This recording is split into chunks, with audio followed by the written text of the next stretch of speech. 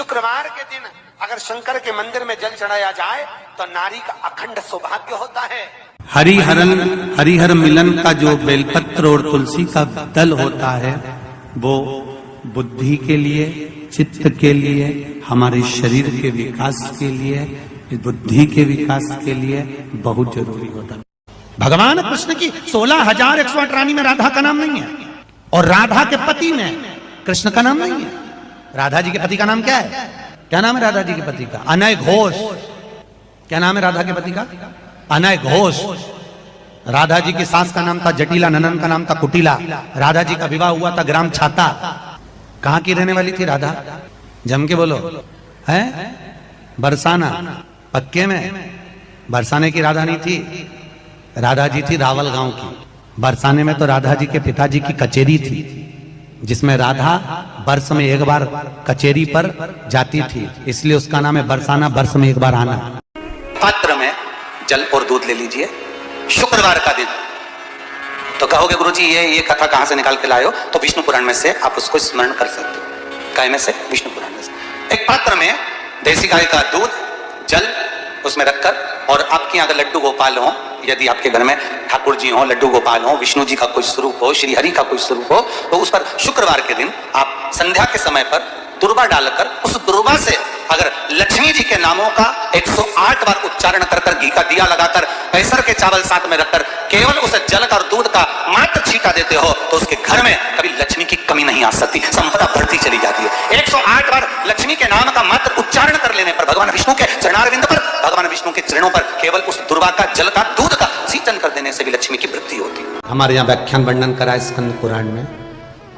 स्त्री, नारी नींबू काटे, फल काटे, पपीता काटे, कोई भी तरबूजा, खरबूजा, कोई भी फल को अगर स्त्री काटती है, कोई भी फल काटा, भले उसमें सेब काटा हो, चाहे तरबूजा, चाहे खरबूजा, चाहे जो फल को, जाम को, जामुन को, आदि जो भी फल को वो काट रही होती है, तो क्रम है हमारे स्कंद पुराण कहती है, नारी अगर पूरा खड़ा फल काटती है तो स्त्री को या तो कमर, घुटना या पीठ या सर दर्द रहेगा ही, या भुकुटी का दर्द रहेगा, ये उसको बना रहता है। आखा फल अर्थात फल को खड़ा काटा तो, इसलिए स्त्री जब भी फल काटे तो जो फल आड़ा होता है, जैसे नींबू खड़ा है तो उसको आड़ा भाग में काटा जाता है। कोई सेब है उसको चक्कू थोड़ा सा आड़े भाग में लगा दो, कोई तरबूजा, खरबूजा है, कोई बड़ा फल है उसको आड़ा भाग में काटिए। खड़ा काटेगी तो स्त्री को शरीर का कष्ट रहेगा ही, या घुटने दुखेंगे, कमर दुखेगी, पीठ दुखेगी, कंधा दुखेगा, सिर दुखेगा, या फिर ये भुकुटी का दर्द, यहां से वो कहते हैं माइग्रेन का दर्द कहते, क्या बोलते हैं उसको, आधा सीसी का, वो रहेगा ही। खड़ा फल अगर काटा है तो उसका भाव स्कंद पुराण व्याख्यान वर्णन करता है। फल को आड़ा, आपको खड़ा ही काटना है तो थोड़ा सा चक्कू उसको पहले आड़ा लगा दो, या उसका छिलका उतारने का प्रयास करो। छिलका उतारोगे तो खड़ा नहीं कटता, उसमें आधा भाग चक्कू का लगी ही जाता। इतने में कन्हैया आ गया। क्या बात है मैया? काकी बोल रही है तूने माखन चुराया इसके घर का। झूठ बोल रही है, ये तो पक्की झूठेलन है। जो कभी अपनी सास को माखन नहीं दे तुम्हारे कहीं देगी।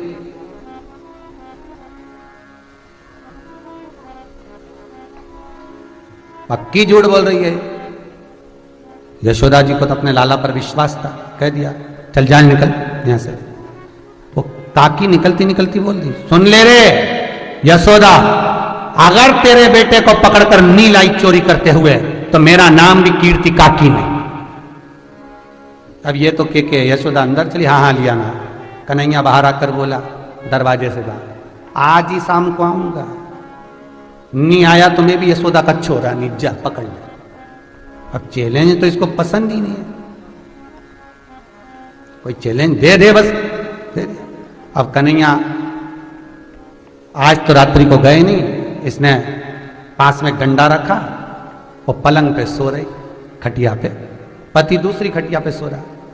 अब आज के समय में तो नाइट बटन होती है, नाइट लैम्प जला दिया, चालू कर दिया, 2 मिनट में जल जा। पहले तो दिया लगता था, एक बार बुझा तो फिर जलाने में भी टाइम लगे। हमारा पति सो रहा था और पति उठा आधी रात को पानी पीने के लिए, मटके के पास गया, इसको लगा कि कन्हैया घुस गया, प्रवेश कर गया। इसने धीरे से डंडा उठाया, पीछे जाई और एक धर के पति पे दिया। अरे मर गया, अरे मर गया, मर गया, मर गया। पति चिल्लाए, अरे मर गया, अरे मर गया। पत्नी बोले तुम हो? पति बोले आधी रात के कहीं का दूसरा आएगा। अरे मर गया, मर गया।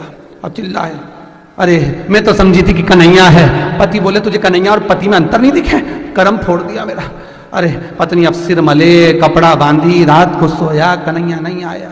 दूसरे दिन भी नहीं आया, दूसरी रात हो गई, आधी रात को इसके घर में बिल्ली घुस गई। इसने फिर डंडा उठाया, बर्तन चाटने की आवाज आई, उसने बिल्ली में धर के दिया। बिल्ली म्याऊं म्याऊं करके भागी। जैसे ही भागी, पति बोला अब क्या हो गया? मैं समझी कन्हैया आ गया। पति को बेचारे को नींद नहीं आ रही। बताओ इसको पति में कन्हैया दिखे, बिल्ली में कन्हैया दिखे, ना जाने कौन सी हवा लग गई इसको, बड़ी आफत हो गई। राम क्या करे? अब एक दिन, 2 दिन तो निकल गए, तीसरे दिन कन्हैया पहुंच गया, मनसुका, सुदामा, मधुसूदन सबको लेके। ये बहुत चतुर थी। इसने क्या करा? मटकी के नीचे घंटी बांधी। अब मटकी के नीचे जो घंटी बांधी और कन्हैया गया माखन चुराने के लिए। ये ऊपर छत पे खड़ी थी, पाटी पाड़ रही थी, बाल चोटी कर।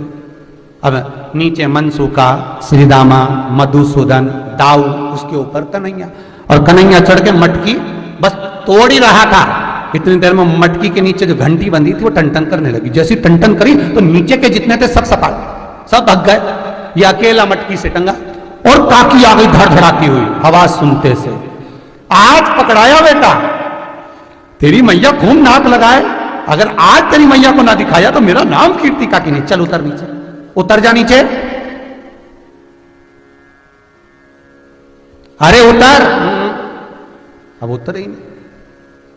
अरे उतरना, नहीं उतरे। उतरूं कैसे? तो कि जैसे चढ़ा था, तो कि चढ़ा तो मैं नीचे 3-4 थे उस पर चढ़ा था। अरे नीचे उतर, ताकि पाँव में लग जाएगी, मैं तो नहीं उतर। तो उतरेगा नहीं? उतरूंगा, तू नीचे लग जा, तेरे ऊपर पाँव धर के उतर जाऊंगा। काकी बोले बुढ़िया पे शर्म नहीं आए, पाँव रखेगा?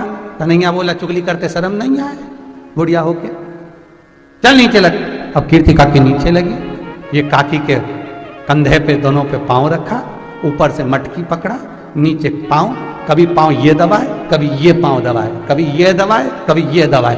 काकी बोले उतर के क्या कर रहा है? इतने में कन्हैया बोले काकी ऐसो मजा आ रहा हो जैसे सावन के महीना में हिंडोला झूल रहा है। काकी बोले आग लगे तेरे हिंडोले में, नीचे उतर जा। उतर नीचे। काकी का पाँव पकड़ के, सिर पकड़ के बड़ी मुश्किल से नीचे उतरा और काकी ने उसको पाँव में दमोच लिया। और दमोच के काकी ने जल्दी जल्दी चोटी करी। अब चोटी करने में थोड़ा समय लगता है, जूड़ा बांधने में समय नहीं लगता। काकी ने तुरंत जूड़ा बांधा है, तुरंत। और वैसे भी लड़ने झगड़ने जाओ तो जूड़ा लगता भी अच्छा है।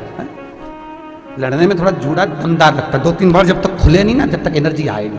माताओं देखना लड़ते समय थोड़ी देर में बाहर जाएगी, फिर कस के आएगी। बोल तो जरा, मतलब एनर्जी मिलती है इससे, जूड़ा से। अब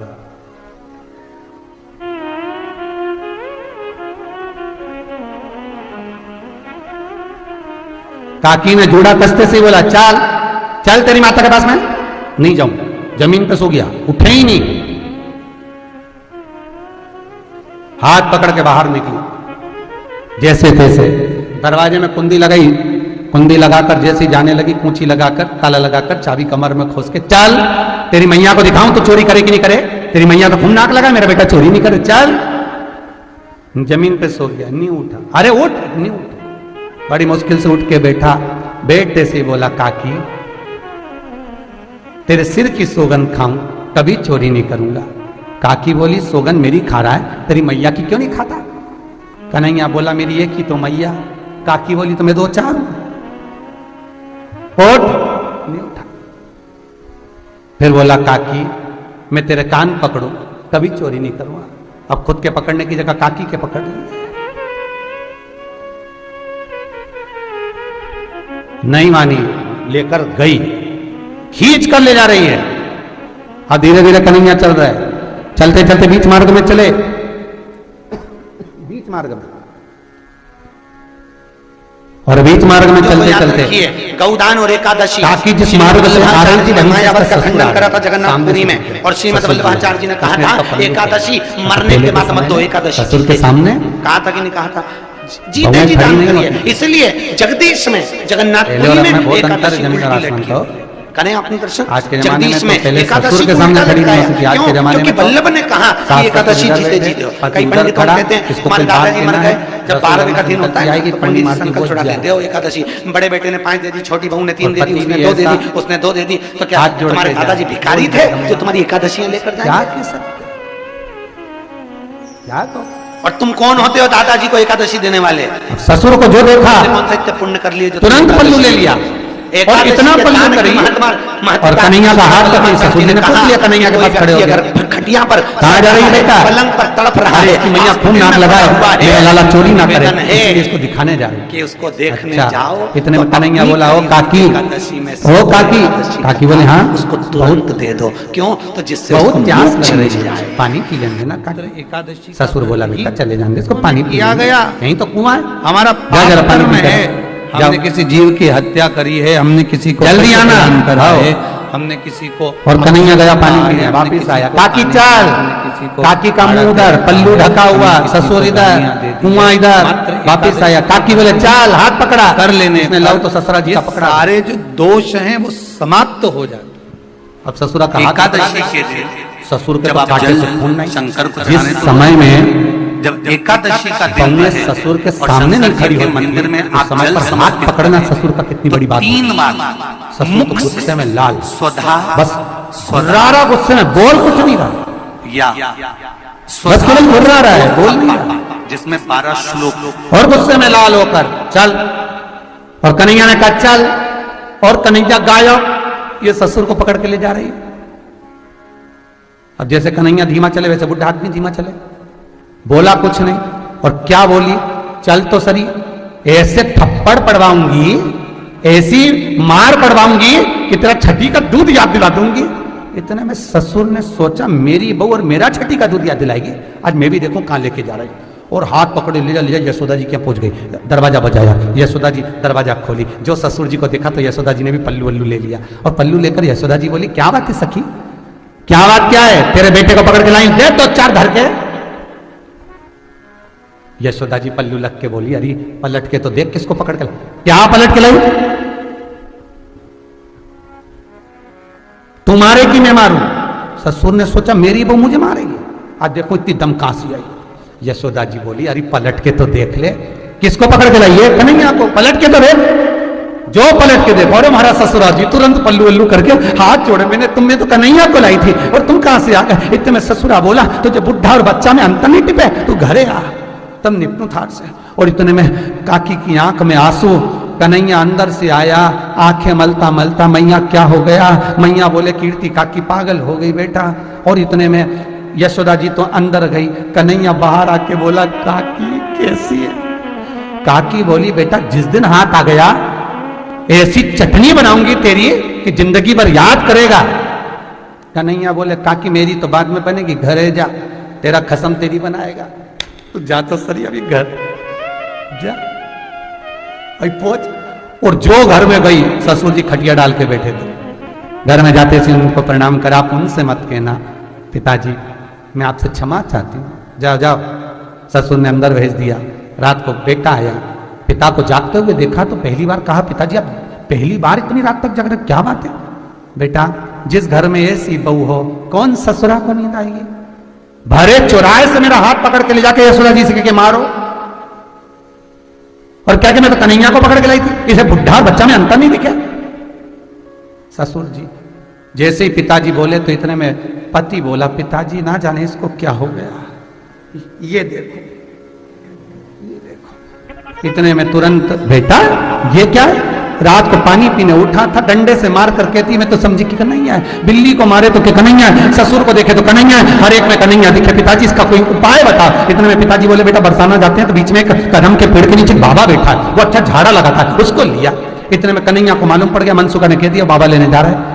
कन्हैया माखन की मटकी लेकर दौड़ा बाबा के पास, बाबा को दी मटकी और बाबा के लिए कम्बल, और कम्बल ओढ़ के कन्हैया बैठ गया। इसका पति आया, बाबा मेरी पत्नी के भूत भरा गए, उसको कोई हवा लग गई बाबा। कन्हैया काली कम्बल ओढ़ के बोले हमें देखने दो कितने भूत भरा है, जरा देखने दो। गए आगे आगे इसका पति चले, पीछे पीछे कन्हैया माखन मटकी देके कम्बल ओढ़ के चला जा रहा। ससुर जी ने पांव पड़कर कहा बाबा मेरी बहू को अच्छा कर दो। क्या हुआ? ना जाने बस समझ में नहीं आ रहा है कि सबूत लगा है, समझ में कुछ आ नहीं रहा। कहाँ है? वो दरवाजे पे बैठी है। कन्हैया ने कहा एक भी मत आना, कम्बल ओढ़ के आंख ही आंख दिख रही, एक भी पास मत आना, देखना तो कितने भूत लगे। पहुंच गया कन्हैया काकी के पास, कम्बल ओढ़ा था चारों तरफ से और कम्बल हटाते से बोला काकी कैसी है? काकी बोला कन्हैया आ गया। और जैसी बोली इतने में ससुर दौड़ के आया, बाबा बस भूत ही यही भराया। देखो मेयर में कन्हैया दिखे, पति में कन्हैया दिखे, बिल्ली में कन्हैया दिखे, तुम में कन्हैया दिखे, बस इसका कन्हैया दिखना बंद करवा दो, बाकी के ठीक है। ठीक है, एक तगाड़ी कंडा जला के लाओ, 5 किलो मिर्ची लाओ। एक तगाड़ी कंडा लाओ, 5 किलो मिर्ची लाओ। महाराज 5 किलो मिर्ची को लेकर आओ, बांध दो इसको खटिया से अंदर। उसको खटिया से अंदर बांध दिया। काकी बहुत चुगली करती है, 5 किलो मिर्ची झोंक के काली कम्बल ओढ़ के बाहर बैठ गया। थोड़ी देर बाद दरवाजा खोल के अंदर गए तो ससुर जी बोले देखो ना महाराज, बाबा इसको कन्हैया तो नहीं दिख रहा। अब ये फिर गया, कम्बल ओढ़ के पूछा ये कौन है? मारा ससुरा जी। ये कौन? मारा पति देवता जी। मैं कौन? कन्हैया। ससुर जी बोले बाबा 2 भूत तो निकल गए, एक ही बचा है, तुम भले 5 किलो और झोंक दो पर इसका भूत दिखना बंद, कन्हैया दिखना बंद करा दो। 5 किलो और झोंक दी। दरवाजा खोल के अंदर का ये कौन? ससुरा। ये कौन? पति देवता। मैं कौन? बाबा। ससुर जी ने माखन की 2 मटकी कन्हैया को देकर कहा बाबा आपने सारे भूत निकाल दिए हैं। कन्हैया जाते जाते सखी के पास पहुंचकर कीर्ति काकी से बोलता है काकी जिंदगी में कभी निंदा नहीं करना, कभी चुगली नहीं करना, कभी बुराई नहीं करना,